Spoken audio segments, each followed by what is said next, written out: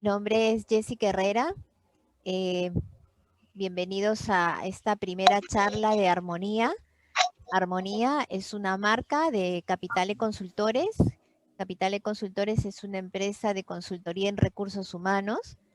Sin embargo, debido a la pandemia, se han incrementado los problemas de salud mental que las personas están teniendo por el confinamiento, por la ansiedad, por el estrés, y es por eso que Capitale crea esta marca que se llama Armonía. Armonía porque buscamos justamente esa armonía entre el cuerpo y la mente.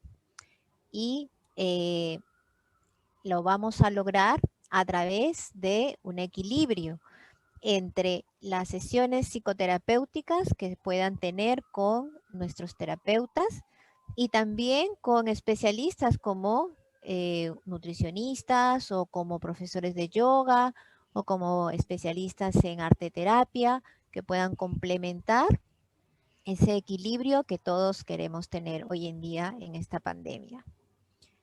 Eh, y es por eso que nuestra propuesta eh, es que la psicoterapia esté acompañada no solamente del tratamiento de los pensamientos o de las emociones, sino también de ejercicios de relajación que los va a dar nuestra especialista en yoga, sino también va a estar acompañada de charlas nutricionales para tener una alimentación saludable que nos ayude a fortalecer nuestro sistema inmunológico.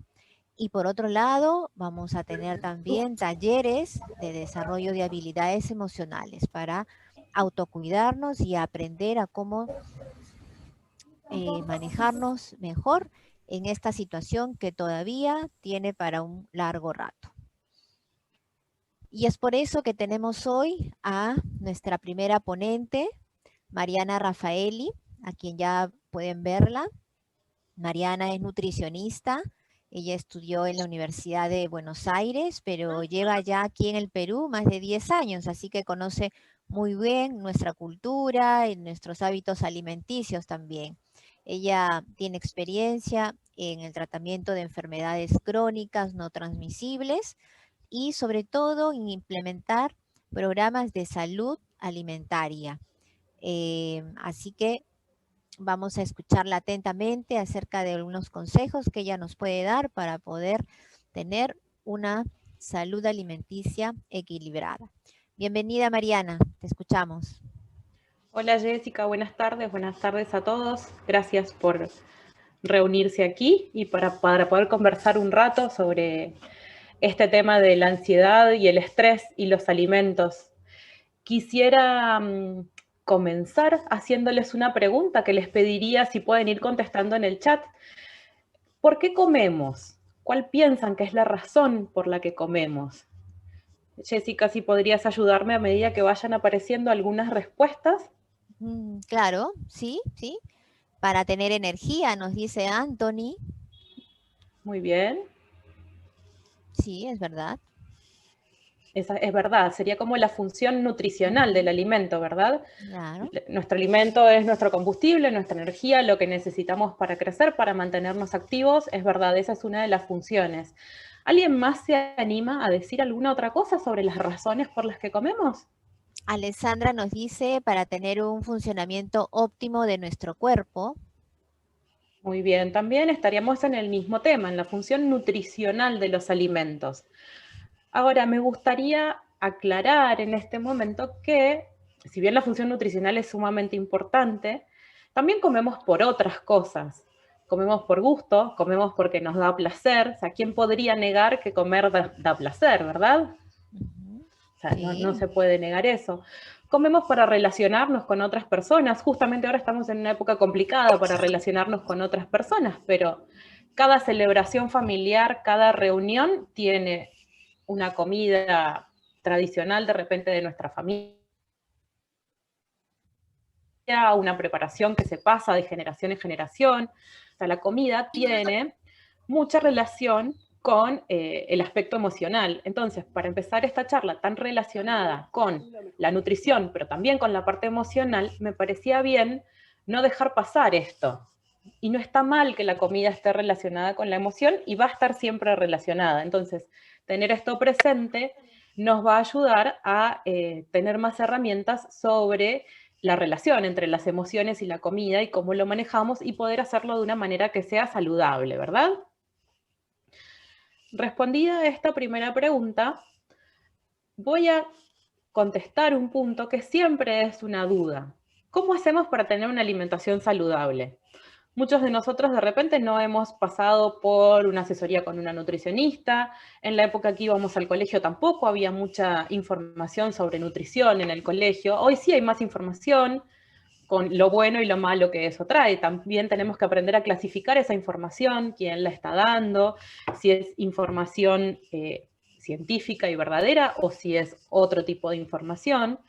Y los países han ido desarrollando una herramienta que son las guías de alimentación. La guía de alimentación que seguramente todos conocemos es la famosa pirámide, ¿verdad? La pirámide es una forma gráfica de ubicar los alimentos y los grupos de alimentos y sumarle a ese gráfico algunos conceptos sobre alimentación. Ahora, la pirámide alimentaria, aquella que conocemos, que de hecho ya no se usa más, es una herramienta que se creó en Estados Unidos para la población de Estados Unidos con las características de esa población. Con el correr del tiempo, los países han ido desarrollando sus propias guías alimentarias y Perú lanzó su guía alimentaria el año pasado. En la imagen de la pantalla ven la tapa de las guías alimentarias, están resaltados algunos de los conceptos de estas guías, pero si uno las busca, están en internet, se pueden descargar, va a hablar sobre todos los grupos de alimentos y sobre los nutrientes y va a tener consejos sobre los mismos, sobre cómo incorporarlos en nuestra alimentación. Es un material importante, es un material accesible, es un material de fácil entendimiento y que nos cubre en general a una población. Después la alimentación de cada persona tiene que individualizarse en algunos casos. Hay algunas etapas de la vida en las que de repente necesitamos un asesoramiento o cuando aparece alguna situación patológica como una enfermedad, entonces ahí también de repente necesitamos adaptar esta información poblacional a cada caso en particular. Nosotros lo que necesitamos consumir para estar saludables son nutrientes. Y los 3 macronutrientes, que seguramente todos los hemos escuchado nombrar, son las proteínas, los carbohidratos y las grasas. Esos nutrientes los encontramos en los diferentes alimentos, en diferentes proporciones y de diferente tipo, pero en general eso es lo que necesitamos para estar saludables. A esos macronutrientes se les suman los micronutrientes, que son las vitaminas y los minerales. Si yo consumo una alimentación variada, trato de evitar los alimentos ultraprocesados, los alimentos chatarra que todos conocemos, ya vamos a hablar un poco más de eso, voy a tener todos mis nutrientes cubiertos.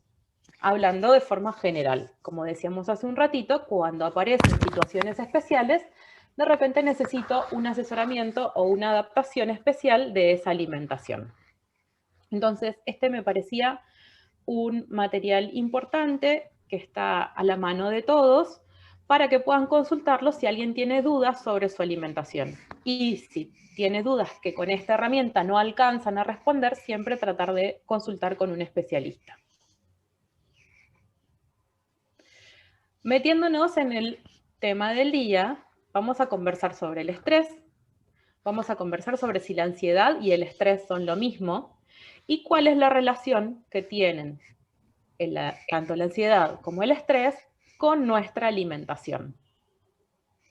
El estrés es una situación fisiológica del cuerpo, es una situación normal. Nosotros vivimos situaciones de estrés normalmente y son las que nos permiten estar alerta. Yo justo hoy pensando en el contenido de la charla recordaba cuando estaba en la universidad de qué forma nos explicaban esta situación de estrés que es como una situación de alerta. Es una situación como si viviéramos en estado salvaje y nos estuviéramos escapando de un animal que nos quiere atrapar. O sea, nuestro cuerpo se convierte se transforma, se pone en esta situación de alerta y prioriza la función de ciertos órganos y desplaza la función de otros órganos. ¿Por qué? Porque si yo me estoy escapando, estoy en esta situación de máxima exigencia, priorizo mis músculos, priorizo mi cerebro para pensar cómo manejar esta situación, priorizo mi respiración, pero de repente hay otros sistemas que dejo de priorizar, como por ejemplo el sistema inmune y el sistema de defensas.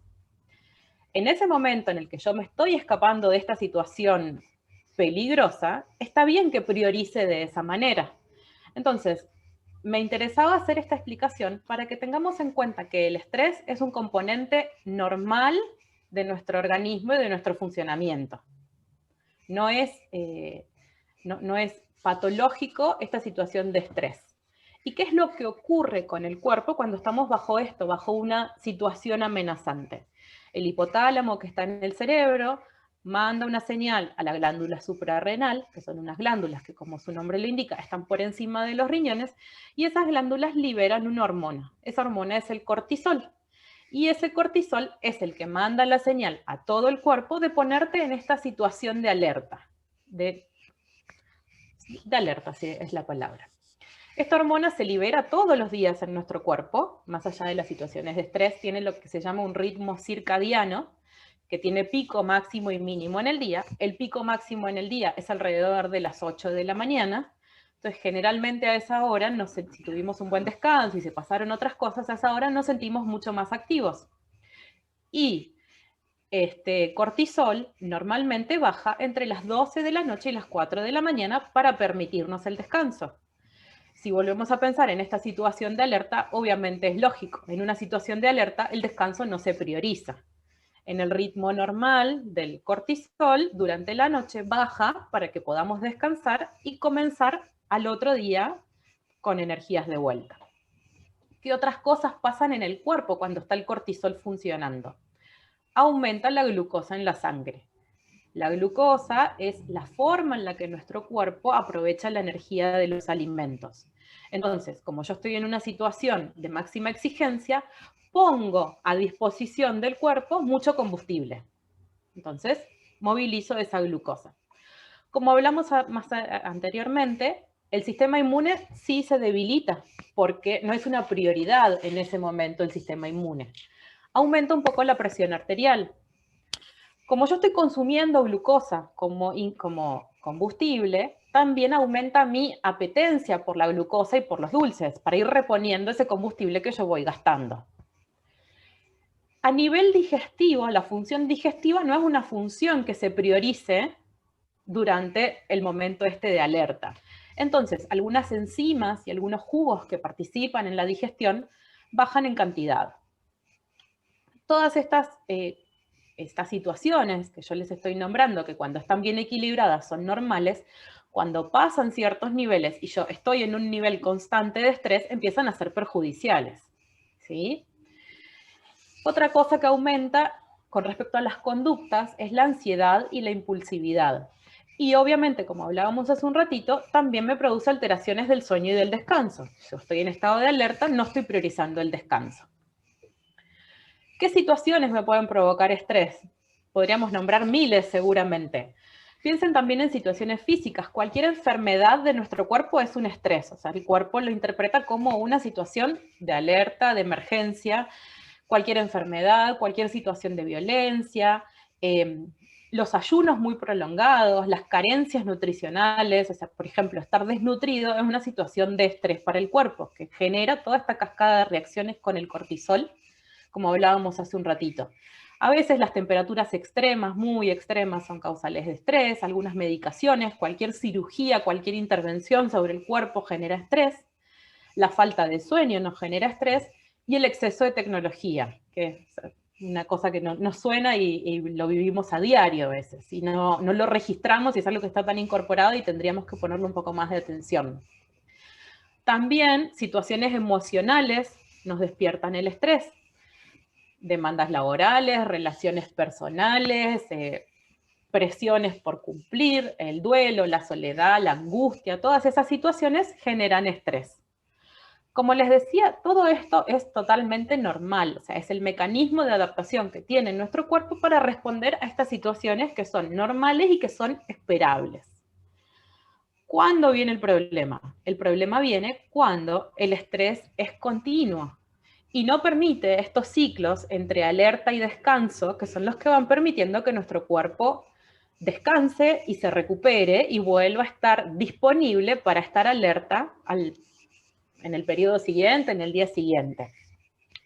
Cuando el estrés se vuelve excesivo, nos lleva a un agotamiento, esta sensación de falta constante de energía, o sea, esta situación de alerta permanente no se puede siempre sostener, siempre tiene que ir intercalándose con momentos de descanso y de baja.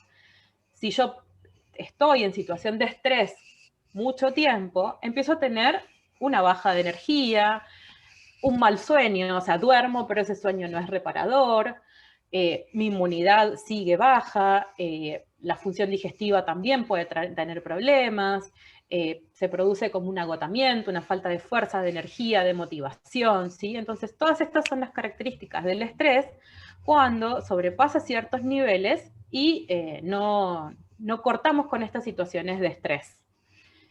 Si nos ponemos a pensar un poco, nada de esas cosas es raro que ocurra puntualmente en esta época, hay muchas causas de estrés, pero siempre vamos a encontrar algunas. Entonces, lo que tenemos que hacer es aprender a lidiar con este estrés y a manejarlo. La ansiedad podría nombrarse como un síntoma del estrés, o sea, no es el estrés, no es el estrés, pero sí puede ser una manifestación. Hay algunas diferencias entre la ansiedad y el estrés, y es que la ansiedad es como un miedo o una reacción desmedida ante este estímulo amenazante o preocupante que yo me encuentro. Y me genera como estos síntomas de displacenteros, esta continua sensación de tensión, de incomodidad, ¿sí? Las causas de la ansiedad pueden ser similares al estrés, o sea, pueden ser las mismas causas. No todas las personas que sufren estrés van a sufrir ansiedad, no en todas las situaciones que sufrimos estrés vamos a sufrir ansiedad o lo vamos a sufrir con la misma intensidad. Hay una diferencia también, que es que el estrés, cuando desaparece este peligro, esta situación amenazante, baja. Y la ansiedad a veces suele continuar. Por ejemplo, si yo estoy estresada por un examen, una vez que yo pase ese examen, el estrés baja y yo recupero mi equilibrio. Si hubiera ansiedad, pasa la situación e igual sigo preocupada, igual sigo con esta sensación de displacer y de disconfort y de incomodidad y de inquietud, por más que esta situación amenazante ya haya pasado. ¿Sí? Generalmente tendemos a canalizar esta ansiedad y a veces la podemos canalizar de forma positiva o de forma negativa. Cuando hablamos de comer emocional, hablamos de una forma, podríamos decir, negativa de canalizar esta ansiedad. Es una de las formas que puede usarse para canalizar la ansiedad y se dice que es negativa porque en general entramos en un círculo en el cual ese alimento, recordemos lo primero, el alimento nos da placer, ese alimento en ese momento nos da un placer fugaz, pero se suele acompañar después de la culpa. Y esa culpa nos lleva a la pérdida de control y a la incomodidad y a la frustración y probablemente a más ansiedad y entramos como en un círculo que no se resuelve. Por eso hablamos de que suele ser una forma negativa de canalizar esta ansiedad. ¿Sí? Como la ansiedad es un síntoma del estrés, también lo que sentimos en cuanto a los alimentos es una mayor apetencia por los alimentos dulces, los alimentos que tienen carbohidratos, que comúnmente los llamamos harinas, ¿sí? Y ahí tenemos cuál es la relación entre el estrés, la ansiedad y los alimentos. O sea, obviamente esas ganas de comer alimentos dulces vienen de una necesidad de una provisión de energía. Los alimentos, como bien decíamos en el principio, además del placer, también nos dan energía, y los dulces o las harinas, los carbohidratos en general, son como la forma más fácil de obtener energía. Entonces, esa es la razón por la cual solemos tender a consumir esos alimentos. Mariana, Sí, te escucho, Jessica. escuchaba lo que mencionabas y tengo acá una inquietud. quiere decir que entonces no es saludable que comamos dulces antes de dormir o muy cerca de la hora de dormir. Te diría que el problema no es que sea dulce, sino que estás comiendo. Si vos me decís que estás comiendo una fruta, yo te diría que no hay problema. Si me decís que estás comiendo una golosina, te diría que sí, pero no por la hora de dormir. Te lo diría a cualquier hora del día también. Ujú. Porque tiene que ver con la calidad de ese alimento. Eso lo vamos a hablar hacia el final cuando a este encuadre de lo que es el estrés, la ansiedad y su relación con los alimentos, lo llevemos a alimentos concretos que nos conviene o no consumir en esos momentos. De acuerdo. Pero te diría que lo que más importa no es en qué momento lo comemos, sino la calidad de ese alimento que estamos comiendo. Ujú. Entonces ahora a mí me parecía interesante hacer una distinción entre lo que llamamos hambre emocional, que podríamos decir que es este hambre disparado por la ansiedad o disparado por el estrés, y el hambre fisiológico. Yo creo que en cualquiera de las dos situaciones hay que comer. Es bastante difícil saltearse el hambre emocional y distraerse con otra cosa. Vamos a aprender a distinguirlo. Me parece que es una buena herramienta aprender a distinguirlo. Posteriormente vamos a ver algunas estrategias para manejarlo y qué alimentos comer. Yo creo que nunca recomendaría no comer así como una restricción, sino de repente ir formando herramientas que en algún momento me permitan elegir no comer. Pero yo creo que en las dos situaciones hay que comer. Pero vamos a aprender a distinguirlos entre los dos. El hambre emocional suele ser específico por un alimento. Tengo hambre de galletas. Generalmente cuando yo tengo hambre fisiológica, o sea, tengo hambre porque necesito comer, lo voy a solucionar con cualquier cosa. O sea, no es específico de un alimento, sino que se soluciona con cualquier alimento que tenga a mano. El hambre emocional suele presentarse de forma repentina, o sea, de golpe. En cambio, el hambre fisiológico suele ir apareciendo de manera gradual.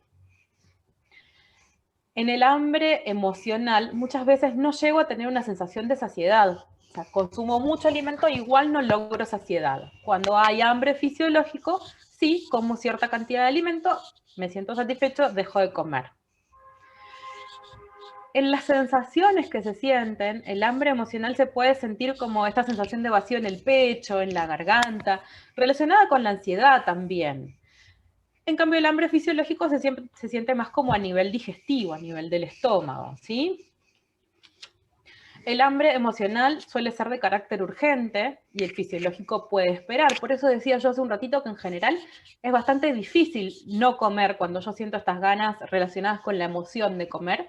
Y no me parece una buena estrategia no comer. Vamos a apuntar hacia comer de cierta forma que nos ayude a calmarlo, pero no comer. En el hambre emocional suelen estar implicadas elecciones como más automatizadas y en el hambre fisiológico puedo hacer algunas elecciones más conscientes y el hambre emocional puede venir acompañado posteriormente de una sensación de culpa, como hablábamos hace un rato. Esa sensación de culpa puede ir relacionada también con esto de hacer elecciones automáticas, con esto de no sentir la saciedad y de repente comer un montón. En cambio, el hambre fisiológico no suele generar esta sensación de culpa. Estoy segura que todos en algún momento hemos pasado por estas situaciones, es normal y es esperable. Entonces, lo que apuntamos aquí es a dar algunas estrategias y algunas herramientas que me permitan pasar por estas situaciones sin mayores consecuencias. La estrategia que propongo para, en realidad para todos los momentos de comida, es lo que se llama comer consciente. Es darle atención plena a lo que estoy haciendo en ese momento y conectarme con eso que estoy haciendo, que es comer. Y van a ver que ahora vamos a nombrar algunas cosas y a todos nos van a sonar súper familiares. Los pensamientos y las emociones, en primer lugar. Si yo vengo con preocupaciones del trabajo, preocupaciones de la familia, preocupaciones variadas, y esas preocupaciones acompañan mi momento de comida, probablemente no esté 100% concentrado en ese momento de comida, ¿sí? Si yo estoy haciendo tareas paralelas mientras estoy comiendo, también le quito atención al proceso de comida. Los ruidos molestos, sí, los ruidos pueden disturbar también y me distraen de ese momento de comida. La tecnología, supongo que es lo que se le está ocurriendo a todos ahora. Si yo estoy comiendo con la tele, si yo nunca dejo de mirar el celular, si estoy comiendo y estoy trabajando con la compu, tampoco puedo concentrarme plenamente en ese momento de comida. Eso me puede llevar a elegir mal lo que estoy comiendo, a comer rápido, ahora vamos a hablar un poquito de qué es lo que pasa cuando comemos rápido, a comer de más y a no disfrutar de ese momento de comida, que como dijimos al principio, no podemos descontar el placer que nos da la comida, entonces es un momento que deberíamos disfrutar. Como estrategias para conectarse con ese momento de comer, podemos pensar en tratar de solo comer cuando estamos comiendo y de compartir si estamos con otras personas, aunque sea poquito tiempo. De repente no me alcanza el tiempo para destinar media hora, 40 minutos a la comida, pero aunque sea poco tiempo, concentrarme solo en comer. Tratar de comer sentado, tratar de comer del plato, no de la fuente, son cosas que me van como concentrando en ese momento de comer. Comer despacio, eso lo hemos escuchado seguramente miles de veces, comer despacio, apoyar los cubiertos entre bocado y bocado, masticar muy bien, dejar de comer cuando me siento satisfecho, y acá me gustaría detenerme un poquitito. Si alguien tiene hijos pequeños, se va a dar cuenta que los niños tienen muy presente su sensación de saciedad. Si un niño no quiere comer, no tiene hambre, te dice que no quiere más y no come más. Y no hay forma de hacerle comer. Los adultos hemos ido perdiendo nuestro registro de saciedad por costumbres, por la forma de comer. Entonces pero ese registro lo podemos como volver a reeducar. Sería importante volver a estar atento a nuestras sensaciones de hambre y de saciedad y dejar de comer en el momento en que nos sentimos satisfechos. Muchas veces tenemos frases en la cabeza de, bueno, tenemos que comer todo lo que está servido en el plato. No. Tenemos que comer lo que necesitemos para estar satisfechos. Si yo no alcanzo a terminar el plato, no lo termino, y la próxima vez de repente me sirvo menos y repito el plato si lo necesito. Pero empezar a estar atentos de nuevo a eso, a nuestros registros de saciedad. También a comer cuando tengamos hambre. Si bien todos tratamos de tener un horario y de tener una rutina y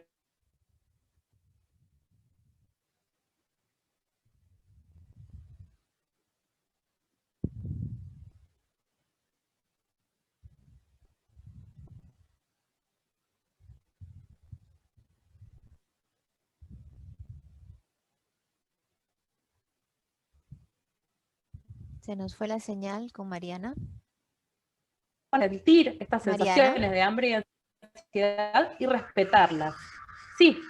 Se nos fue creo que un par de minutos el audio contigo. ¿Puedes, por favor, repetir los 2 últimos minutitos? Estabas hablando de la saciedad. Se cortó la... ¿Nos escuchas? Hola. Mariana, ¿sí? Sí, te escucho, se me cortó. Sí, tenemos problemas con la señal. ¿Te parece si compartes nuevamente la pantalla? Voy a apagar la cámara y por favor todos los que tengan su cámara abierta la apagan para tratar de mejorar la señal, ¿ok? Y Sí, por me favor parece que... vuelve a compartirnos la pantalla. Estamos en hora punta, por eso es que el internet a esta hora es medio complicado. Sí, y yo creo que a mí se me cambió la red, pero ya volví a poner la red que tenía.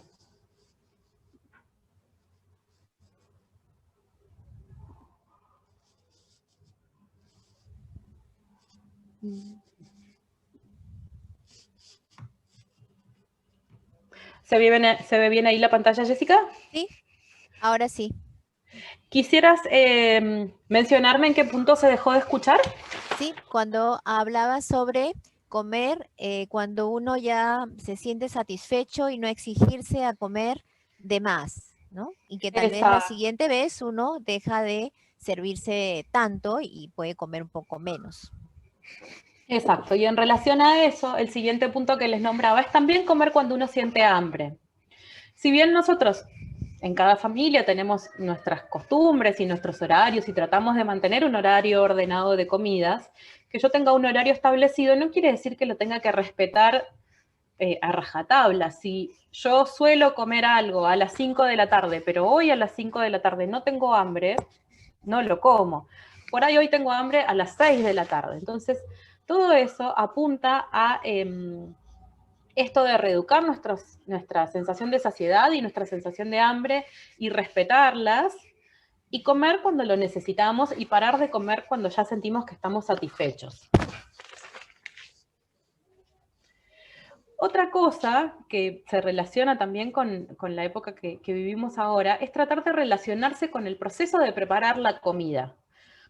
Con esto no quiero decir que todos debamos cocinar todas nuestras comidas todo el tiempo. A algunos no les gusta, algunos no tienen tiempo o no tienen la posibilidad. Pero tratar de involucrarse un poco en la preparación de los alimentos o en la compra de los alimentos de la casa nos hace relacionarnos mejor con los alimentos.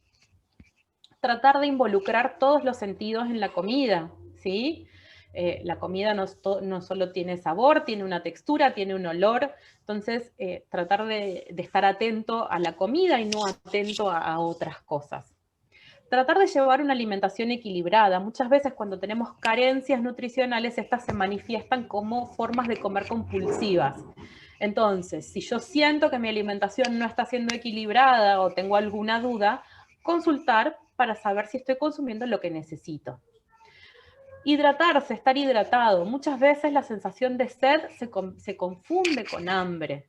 Y entonces terminamos comiendo en momentos que no teníamos hambre, pero teníamos sed. Entonces tratar de estar hidratados durante el día es importante.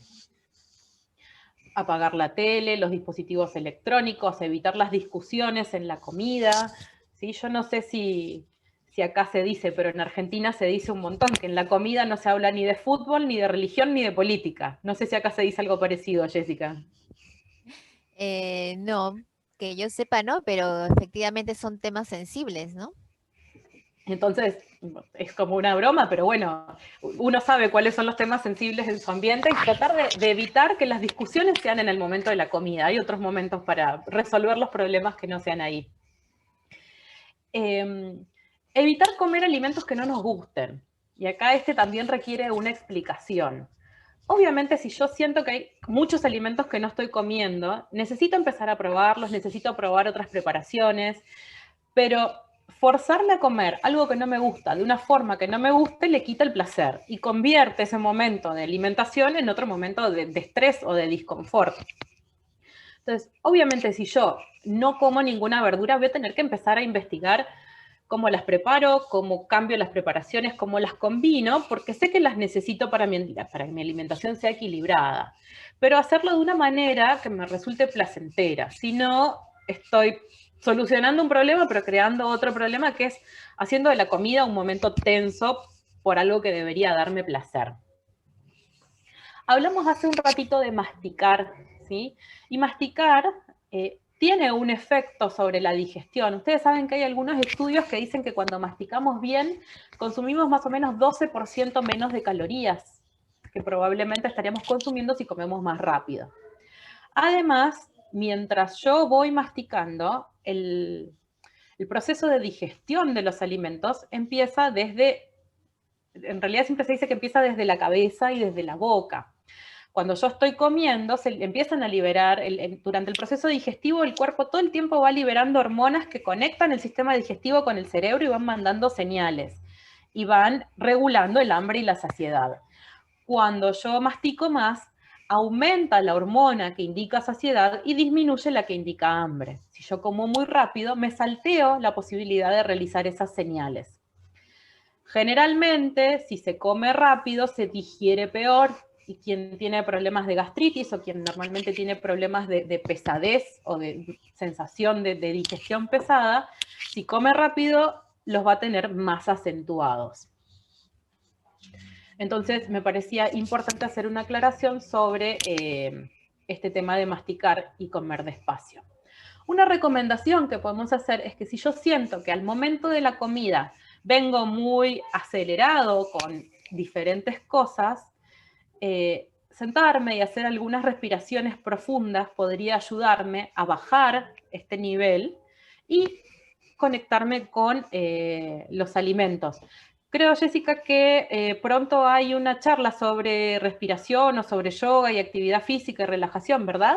Sí, efectivamente, en las próximas semanas vamos a tener con Giovanna, que es nuestra profesora de yoga, un encuentro también para que nos comparta algunos ejercicios de cómo manejar la ansiedad y creo que va a ser un buen tema, ¿no? Cómo manejar esa ansiedad efectivamente cuando llegamos estresados por el tráfico o hoy día que estamos en casa todo el día y tenemos miles de cosas que hacer y tienes que sentarte a comer pues con la cabeza caliente, entonces creo que sería también un buen momento para usar esas técnicas de relajación y que podamos tener una buena digestión.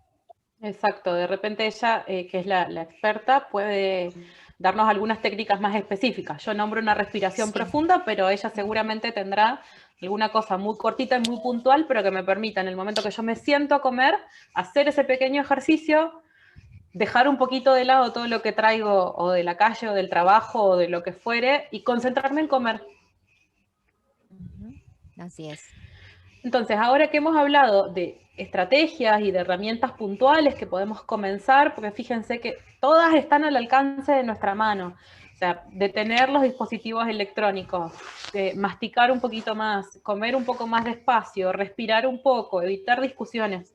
No son cosas que están fuera de nuestro alcance, están al alcance de todos. Entonces, si sentimos que estamos teniendo estos problemas, de repente podemos empezar a utilizar alguna de estas herramientas para mejorar el momento de la comida. Y ahora viene la pregunta, ¿qué comemos? Como les decía hace un rato, yo no creo que sea opción dejar de comer, ya sea hambre emocional o hambre fisiológico. Hay que comer algo. Y la respuesta está un poco relacionada con esto que me preguntabas de los dulces. ¿Qué comer? Comer comida, hoy se llama comida real, alimentos reales. Y los vamos a definir por contraposición con los alimentos ultraprocesados. Los alimentos reales son los alimentos que tienen el ingrediente que dice que es o algunos pocos ingredientes más. Un alimento ultraprocesado es un alimento que yo agarro la etiqueta y probablemente tenga más de 10 ingredientes, de los cuales varios sean azúcar en diferentes formas, grasas en diferentes formas, grasas de mala calidad, muchos conservantes, muchos modificadores, muchos extras a este alimento. Y les voy a poner un ejemplo. Si yo quiero cocinar pan o quiero cocinar un queque, yo hago un queque en mi casa, lleva 4 o 5 ingredientes. Pongo harina, pongo huevo, pongo azúcar, leche, mantequilla o aceite. Con eso tengo un queque, una torta, un budín. Yo invitaría a los que tienen a mano o cuando se crucen con un queque industrial que lean el paquete y que lean la lista de ingredientes y vean cuántos ingredientes tienen. Y vean cuántos ingredientes de eso entienden lo que son y cuántos suenan a cosas rarísimas. ¿Cuál es el problema de estos alimentos ultraprocesados? Estos alimentos ultraprocesados generan más adicción y más ganas de comer. Si yo esto lo uno a una situación de hambre emocional en la cual puedo llegar a comer compulsivamente, la estoy empeorando con un alimento que además me va a hacer comer compulsivamente y sin parar. Si a esto le sumamos que esta forma de comer puede acompañarse después de culpa, no estaría funcionando. O sea, tendríamos que elegir un alimento que sí me dé satisfacción, que sí me calme, pero que no me traiga este otro problema extra después. Entonces, en general, lo que yo recomiendo es los alimentos en su estado más natural posible. Puedo comer frutas secas. Ahora vamos a nombrar algunos alimentos que en general resuelven mejor esta situación de estrés que otros.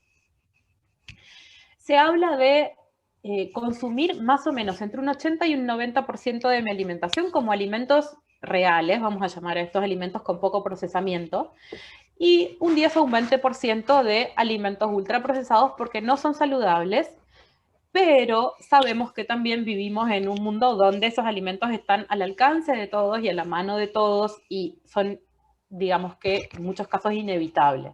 Entonces, para poner un equilibrio, se habla de esto, de una regla de 80-20 o 90-10 más o menos. Algunos alimentos que suelen funcionar muy bien en estos momentos de hambre emocional son los frutos secos, la leche y los lácteos, si somos personas que optamos por consumir lácteos, algunas infusiones que están relacionadas con generar calma, como el tilo, la valeriana, seguramente si hay alguien que conoce de hierbas también podrá nombrar otras que yo no conozco. El chocolate es un alimento, entonces ahí, ¿qué elijo? Trato de elegir un chocolate que tenga un alto porcentaje de cacao. Si yo elijo un chocolate normal de tienda de golosina, probablemente tenga muy poquito cacao, tenga muchísimo azúcar, tenga muchísima grasa de mala calidad. Entonces, en realidad, ahí de cacao no estoy comiendo casi nada. Algunas frutas como el plátano, como la piña, también por su contenido en minerales y en aminoácidos, generan una sensación de calma. Algunas semillas. Yo les estoy nombrando los alimentos sueltos y de repente ustedes se imaginan que en una situación de ansiedad eso no va a alcanzar. Pero yo puedo combinar estos alimentos, puedo tener hechas unas galletas con un buen porcentaje de cacao, puedo hacer una mezcla de yogur, frutas y frutos secos. Son alimentos que son sanos, me van a dar saciedad y van a contribuir con sus ingredientes a bajar un poco esta sensación de estrés. Hay otros alimentos que generalmente yo no los voy a consumir en esta situación de estrés, de hambre emocional, pero que sería bueno que yo los incluya en mi alimentación normal porque contribuyen a modular el estrés. La palta, por ejemplo, el huevo, las menestras, los pescados que se llaman azules o los que tienen más grasa, tienen componentes que en general me van a ayudar a modular el estrés.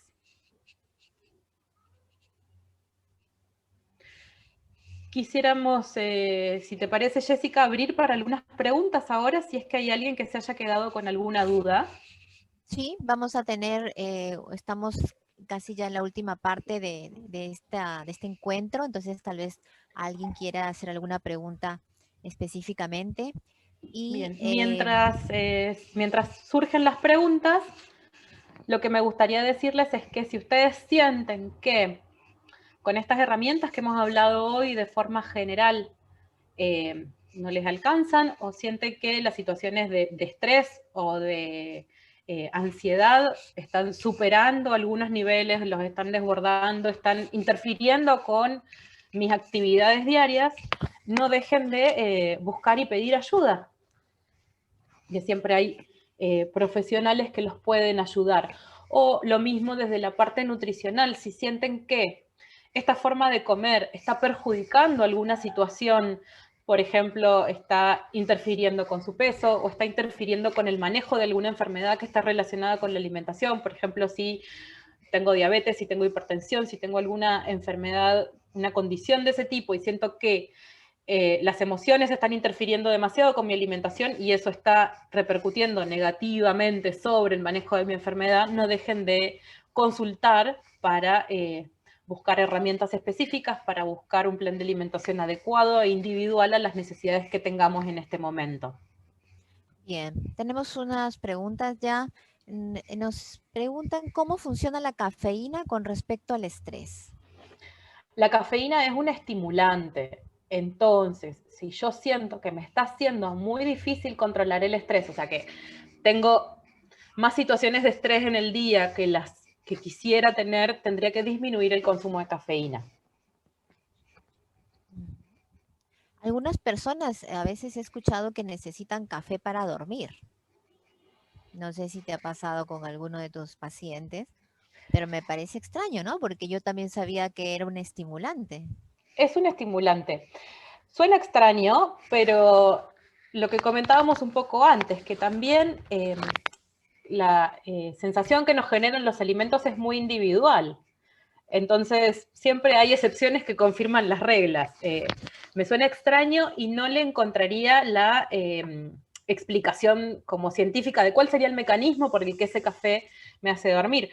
Probablemente esté relacionado con algo emocional y con algo personal de esa persona. Claro. Ujú. Ok. Tenemos aquí otra pregunta. ¿Se puede comer entonces un pastel hecho en casa con azúcar o algún sustituto como miel de vez en cuando? En general, sí, o sea, todas estas preguntas específicas sobre alimentos las vamos a contestar en general. suponiendo que no haya ninguna condición particular, siempre es preferible que esas preparaciones sean ocasionales, no sean diarias y sean hechas en casa. Siempre los ingredientes que yo voy a usar en casa van a ser mejores que los ingredientes de un producto industrializado. Una aclaración sobre el tema del azúcar, si bien no es el tema de hoy, pero me parece importante. Azúcar, miel, panela, son similares. Entonces, si yo estoy saludable y no tengo ningún problema, puedo elegir la que más me guste en su medida. Si yo tengo un problema como la diabetes, cualquiera de ellas va a tener impacto sobre mi glucosa. No importa que sea más natural o menos natural, o más procesada o menos procesada. Impacto sobre la glucosa van a tener igual. Entonces, ojo si la condición que hay es diabetes. ¿Y la stevia? ¿Qué opinas de ella? Tendríamos que hablar un poquitín de los edulcorantes, y así como todo se va actualizando en información, los edulcorantes que hace un tiempo eran un sustituto perfecto para lo dulce, hoy se sabe que no lo son tanto. Dentro de los edulcorantes la stevia es el más natural. Entonces, de repente si yo necesito controlar la glucosa, puedo endulzar con stevia. Ahora, si yo voy a hacer preparaciones, como por ejemplo un queque, no es tan sencillo como cambiar azúcar por stevia. Tengo que buscar una receta que esté hecha con stevia porque cambia la consistencia. No me va a salir bien si yo cambio uno por otro así, así nomás. El sabor también es diferente.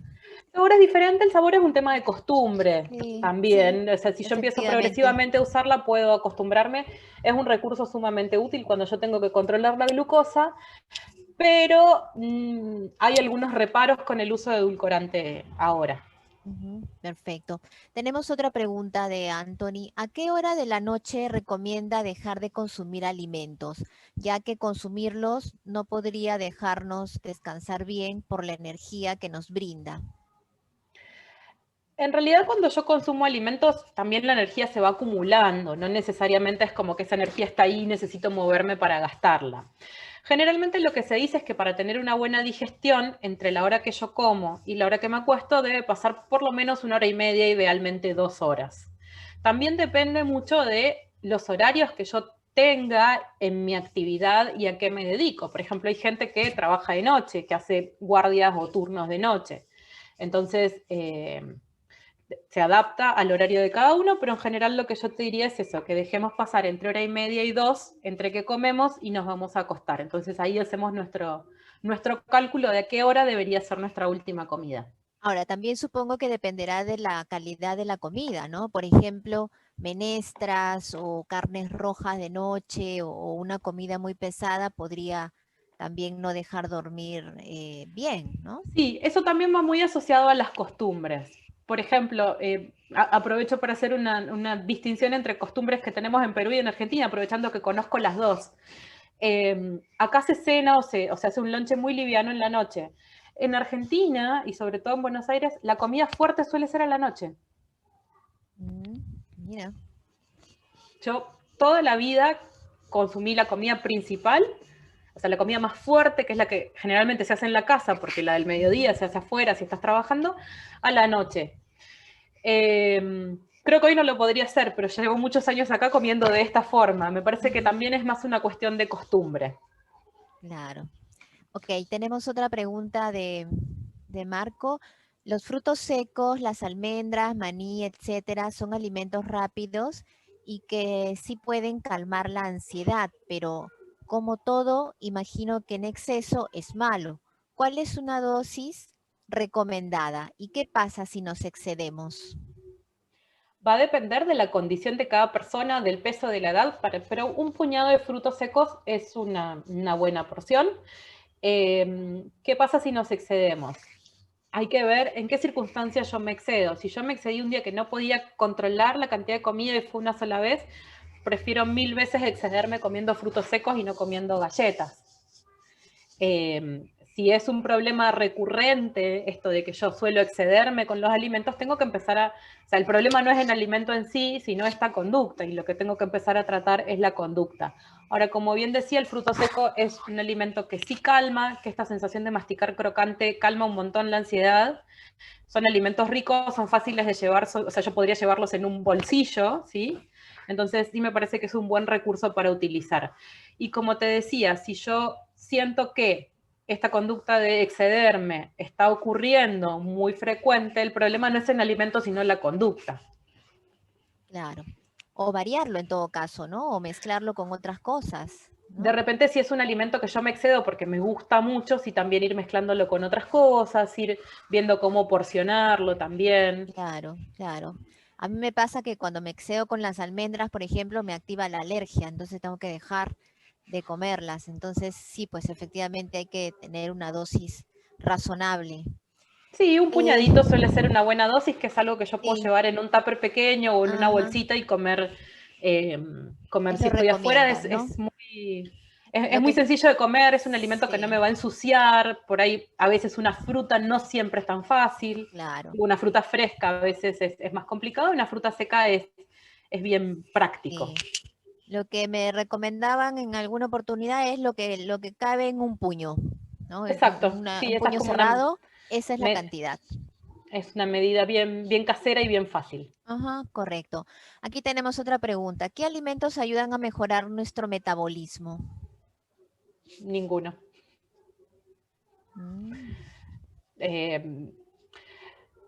O sea, el metabolismo es una cuestión interna del cuerpo que tiene que ver con cómo procesa la energía. O sea, no va a haber un alimento que incida directamente sobre el metabolismo. El metabolismo está relacionado con otras cosas. Ahora, probablemente si yo vengo consumiendo un exceso de alimentos y encima alimentos no saludables, lo que logre con eso es un sobrepeso y ese sobrepeso sea el que altere mi metabolismo, pero no el alimento directamente. ujú. Sí, sí, Entonces si es ven, la conducta, el hábito. exacto, si ven titulares como alimentos que aceleran tu metabolismo o alimentos que te van a hacer perder peso más fácil acelerando tu metabolismo, desconfíen. Ujú, de Y a acuerdo. eso iba de repente un poco con esto de que la información nutricional hoy está súper extendida y entonces tenemos que tener un poco de atención a de dónde está saliendo esta información y qué sustentos y qué bases científicas tiene. Ujú, perfecto. Tenemos otra consulta. ¿Cómo ayudar a una niña pequeña de 2 años que come por ansiedad, se desespera por comer, quiere comer todo el día y la madre es ansiosa también? Acá voy a hablar de, yo no sé los que tienen hijos chiquitos, pero a mí me pasa con mi hijo chiquito que nada funciona mejor que los ejemplos. O sea, uno puede decir 200 veces una cosa y finalmente los niños van a copiar lo que nosotros hacemos. Yo te diría que acá lo que habría que hacer es bajar un poco la presión sobre la niña, que la mamá trate de buscar ayuda para controlar su ansiedad y eso va a repercutir en la niña.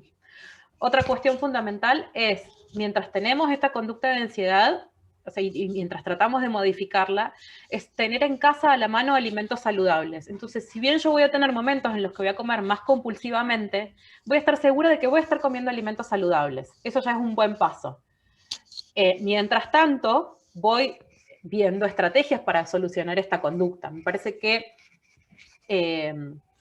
ahí vendrían como las dos ramas. Desde el lado nutricional, Claro. tener en casa alimentos saludables, tener frutas secas, tener fruta fresca, tener preparaciones caseras y en el momento que yo necesite comer, saber que por lo menos, aunque coma mucha cantidad, voy a estar comiendo un alimento saludable. Y por otro lado, desde el área más emocional, ir viendo cómo modifico esta conducta. Hoy hemos visto algunas estrategias para el momento de comer, pero seguramente quienes son especialistas en la parte psicológica tendrán más estrategias para manejar esta ansiedad. Ahora, creo que ahí está claro que si la mamá refiere que la mamá tiene ansiedad, el tratamiento debería ir sobre la mamá y va a repercutir sobre la hija. No sé, me parece, no sé, Cintia, Jessica, ¿vos qué opinas sobre esto? Sí, justo es un tema que tratamos hace un par de semanas en otra charla que tuvimos sobre el estrés en los padres y una de las conclusiones a las que se llegó es que padres estresados, hijos estresados, ¿no? Entonces, los padres sin querer también les transmiten esa ansiedad o ese estrés a los niños. Entonces, como bien dices, tal vez habría que el papá o la mamá en este caso tratarse esa ansiedad que está de alguna manera también contagiando ansiedad a la niña, ¿no? Y es impresionante cómo los niños y chiquitos sobre todo se comportan como espejos nuestros muchas veces. Sí, es verdad. ¿El agua funciona como desinflamante? Nos pregunta Giovanna.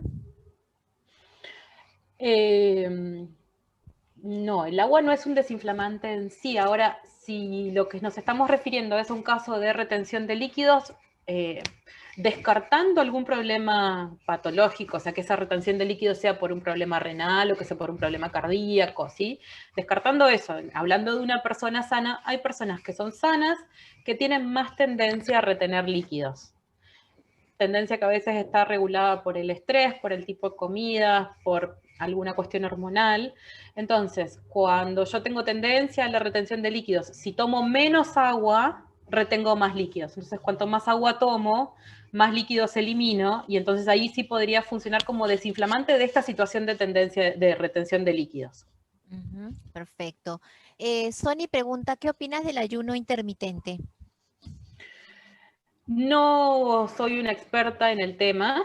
Sé que no se aplica a todas las personas, que hay que ver muy bien las características también de relación de esa persona con la comida. Hay varios estudios, como todas las cosas más recientes, hay que esperar más estudios también. Hay gente que dice que le funciona muy bien, o sea, hay estudios que dicen que funciona bien para controlar algunas cosas como las glucemias. Hay algunos estudios sobre pérdida de peso. Habría que investigar bien quién es la persona que quiere usarlo y a ver si es candidata a usar este sistema o no. Si es alguien que tiene algún tipo de situación para relacionarse con la comida, yo no lo recomendaría en principio. Correcto. Tenemos otra pregunta. Cuando tengo estrés porque tengo que trabajar hasta muy tarde, no hay nada que calme mi ansiedad de masticar. Últimamente como chicles sin azúcar. ¿Es mejor o peor? Creo que está Mm, asociado a lo que conversábamos ahora del sentir el crujiente en la comida para bajar la ansiedad, ¿no? sí, ahí otra vez estamos hablando de dos caminos. Por un lado, elegir mejores opciones para comer y por el otro también ir modificando la conducta. Si vamos a hablar puntualmente de cosas para ir masticando en ese momento, una cosa que funciona súper bien es la canchita tipo popcorn, Ujú. porque es algo que con un volumen muy chiquitito logro un volumen muy grande, tiene este Claro. crocante y suele ser como una buena compañía para estos momentos que nombra la persona que hizo la pregunta de como quedarse estudiando, trabajando muchas horas. Ujú. Pero a Ok. su vez, si yo siento que esto me está interfiriendo demasiado, también tengo que trabajar sobre la conducta. Claro, efectivamente.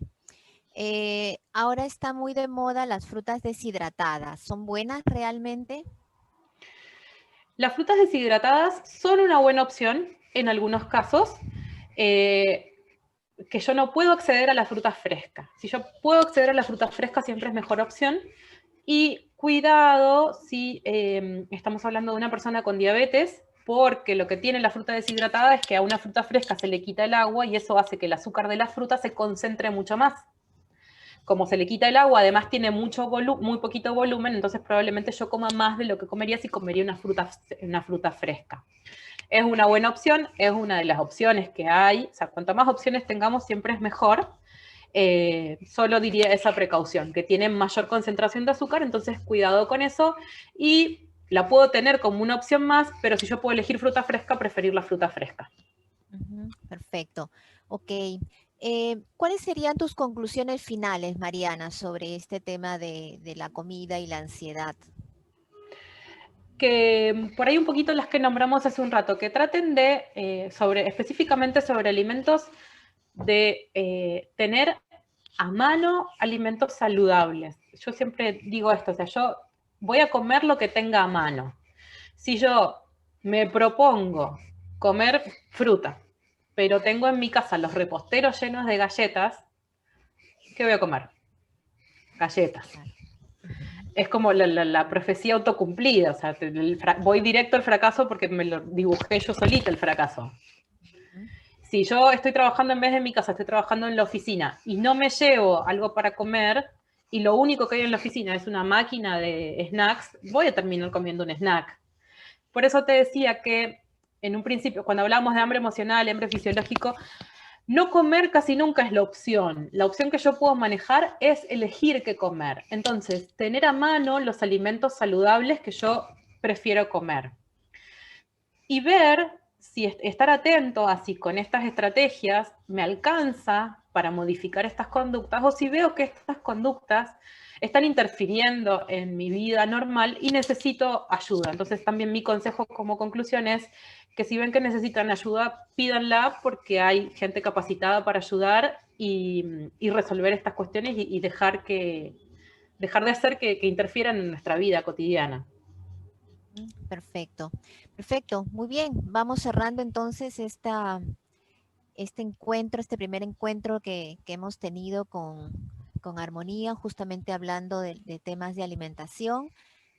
Vamos a invitarlos a visitar nuestras redes sociales para que puedan seguirnos y también en las próximas charlas vamos a tener charlas referentes al yoga, cómo ayudarnos a través de ejercicios de respiración o de estiramiento para relajarnos, temas de psicología también, tanto referido a los niños, a los adolescentes o a los adultos, con el objetivo de que podamos lograr este equilibrio que hoy todos necesitamos entre nuestro cuerpo y nuestra mente. Si tienen alguna consulta adicional, tienen nuestro correo electrónico y también el WhatsApp. Y si necesitan alguna consulta con Mariana, igualmente nos pueden contactar a través de nuestros datos de contacto. Muchísimas gracias, Mariana. Gracias. Próximamente estaremos invitándoles a nuestros siguientes taller. ¿Algo final para decir? Gracias a todos por conectarse, por darnos este rato. Espero que haya sido útil.